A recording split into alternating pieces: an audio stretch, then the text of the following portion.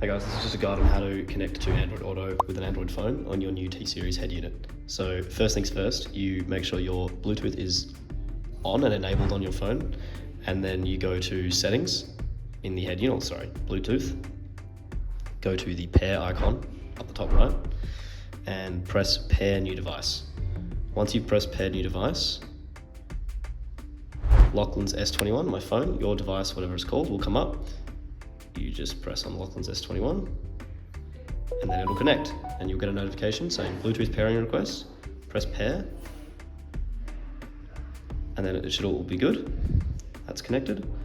And then Z-Link will pop up and you should get a notification here shortly on your phone that will ask you if you would like to.